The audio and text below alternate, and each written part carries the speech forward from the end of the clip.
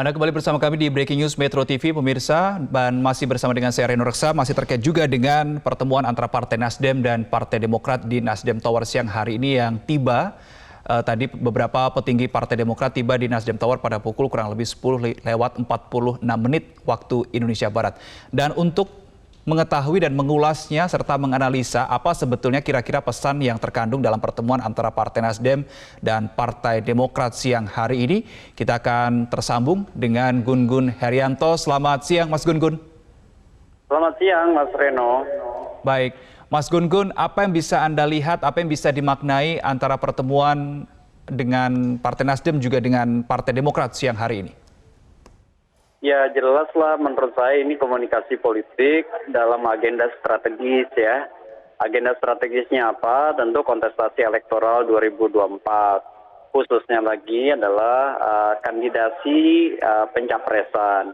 Karena bagaimanapun kita sama-sama memahami bahwa konstelasi politik nasional hari ini itu sedang difokuskan pada kerjasama politik, membangun koalisi strategis ya di antara kekuatan parpol.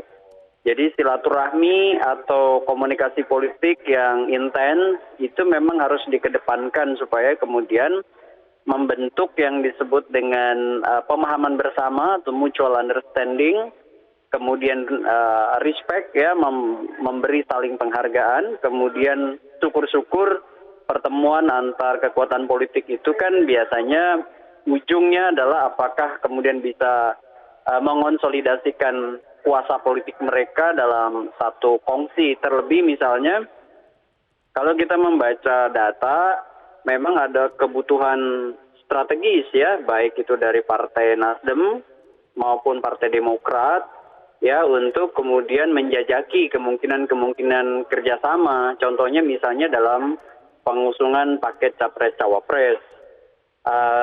Nasdem dengan 59 kursi tentu tidak bisa maju sendirian. Pun demikian Demokrat tidak bisa maju sendirian. Jikapun ada kerjasama di antara dua partai ini, itu juga masih membutuhkan minimum satu partai lain. Ya, entah itu misalnya dengan PKS, entah dengan partai mana begitu yang akhirnya nanti bisa menghidupkan yang disebut dengan potensi ya poros.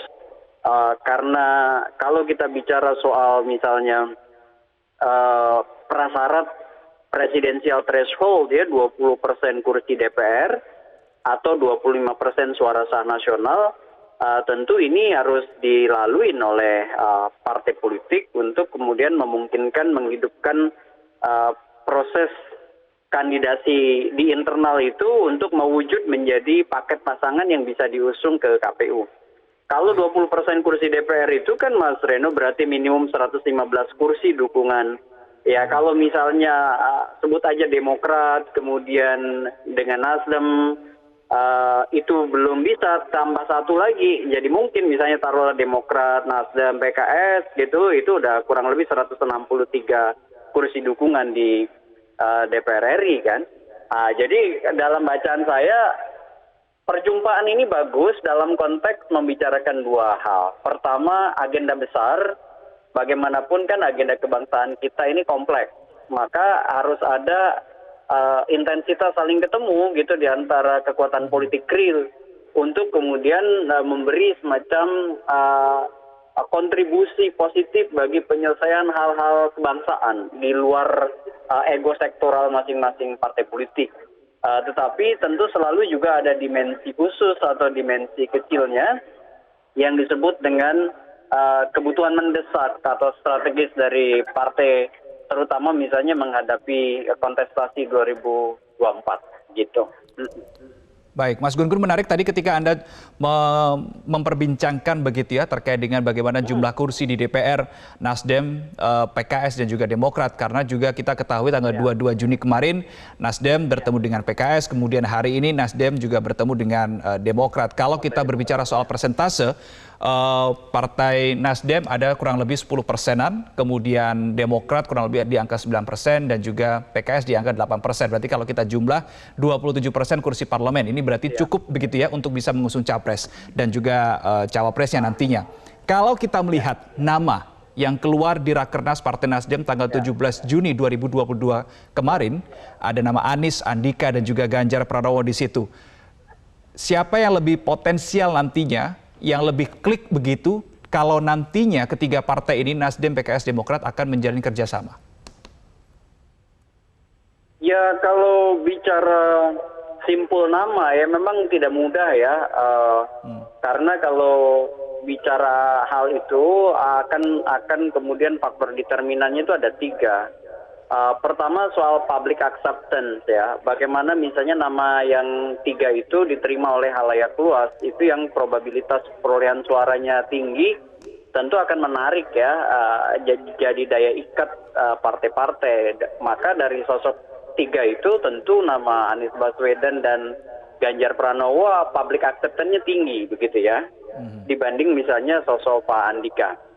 Kemudian yang kedua, faktor determinannya itu adalah hubungan atau dinamika internal dan eksternal partai politik. Maksud saya, yang dimention misalnya tiga nama itu apakah kemudian bisa diterima oleh PKS dan bisa diterima oleh Partai Demokrat begitu. Kalau misalnya taruhlah dalam waktu belakangan kan Nasdem rajin sekali berkomunikasi, terutama misalnya dengan dua partai yang terakhir saya sebut, Demokrat dan PKS.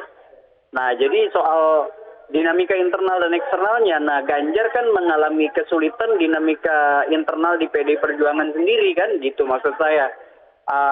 Jadi dari sisi hambatan atau political barrier ya, Anies Baswedan mungkin jika diusung oleh Partai Nasdem, itu tidak memiliki hambatan karena dia tidak berafiliasi ke partai seperti halnya Ganjar Pranowo. Jadi dari dua aspek ini Pak Anies mungkin jauh lebih punya potensi untuk kemudian diterima dalam konteks dinamika internal dan eksternal partai politik, terutama kalau mempertimbangkan keberadaan Pak Ganjar yang sepertinya setelah dimension itu kan lebih mempertimbangkan wait and see dan memelihara hubungan baik dengan basis struktur di mana dia tumbuh kembang, yaitu PD Perjuangan begitu ya. Itu faktor kedua, determinannya adalah aksi reaksi di antara partai politik. Kemudian yang ketiga nanti soal apakah ada hambatan individu yang kemudian disebut nama ini dalam dinamika kontekstualnya. Maksud saya, apakah nanti akan ada kasus, apakah kemudian ada serangan yang kemudian mematikan begitu ya, potensi probabilitas mereka untuk kemudian diusung secara konkret oleh kekuatan politik yang ada. Jadi tiga faktor ini menurut saya akan juga berkelindan dengan peta kemungkinan calon wakil presiden yang akan dipasangkan. Contoh misalnya, maksud saya posisi Partai Demokrat itu kan punya Pak AHY. Nah, apakah kemudian posisi Pak AHY bisa menerima dalam konteks ini menjadi representasi Partai Demokrat kan? Apakah Partai Demokrat misalnya menerima menjadi calon RI 2 untuk menggenapi misalnya salah satu dari tiga nama yang dimention Partai Nasdem misalnya? Bagi saya sih peluang untuk AHY di RI 2 cukup besar begitu kalau kemudian ada misalnya nama yang probabilitas perolehan suaranya hari ini itu di atas rata-rata dari sosok-sosok yang kemudian diuji publikan. Sebut aja masuk the big three gitu. Di luar Pak Prabowo kan ada Pak Ganjar Pranowo dan ada Pak Anies Baswedan begitu. Nah, konteksnya jadi bagi saya masih akan sangat cair, dinamis, tergantung pada tiga faktor determinan di figur konstelasi internal eksternal partai sama public acceptance, plus bagaimana misalnya padu padan nama calon wakil presiden yang juga bisa diterima sebagai benefit of office, keuntungan dalam kekuasaan yang kemudian diproyeksikan oleh partai yang berkongsi gitu ya. Baik, berarti Anda kita tahu bahwa sampai dengan saat ini, Mas Gun-Gun, sudah ada dua koalisi yang terbentuk begitu ya, Koalisi Indonesia Bersatu, Golkar, P3 dan PAN, kemudian ada Koalisi Kebangkitan Indonesia Raya antara PKB dan juga PAN. Kemudian kalau kita melihat pertemuan antara Nasdem dan juga PKS kemarin dan Nasdem Demokrat hari ini, apakah Anda cukup optimis nantinya pemilu 2024 akan diwarnai kehadiran tiga poros? Saya optimis untuk melihat dinamika 2024 bisa menghadirkan lebih dari dua pasangan calon. Artinya bisa berpotensi tiga poros, bisa berpotensi empat poros, tapi melihat potensi paling besarnya menurut saya tiga poros sih. Poros PDI Perjuangan, ya sekalipun dia misalnya tidak berfungsi dengan partai manapun, dia bisa jadi satu poros sendiri kan, dengan 128 kursi, dia bisa mencalonkan.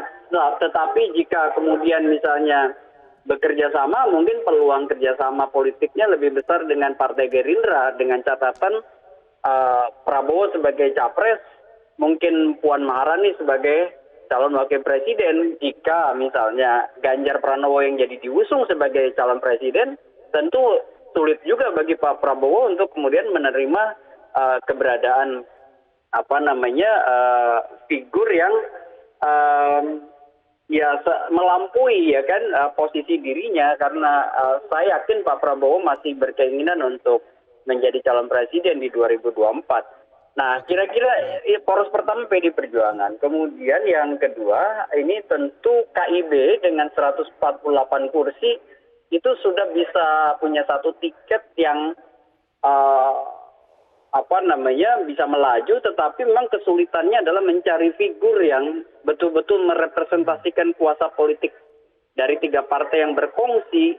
Nama Airlangga apakah kemudian bisa diterima di P3, bisa diterima di PAN, pun sebaliknya jika ada nama PAN atau dari nama P3 yang kemudian mungkin diterimaka atau tidak oleh Partai Golkar, kemungkinan besar ya bisa aja dia mengambil nama dari figur lain, sebut aja misalnya dari salah satu nama yang probabilitasnya tertinggi di antara tiga nama, ya, baik, yang Mas kemudian Gun-Gun. oke.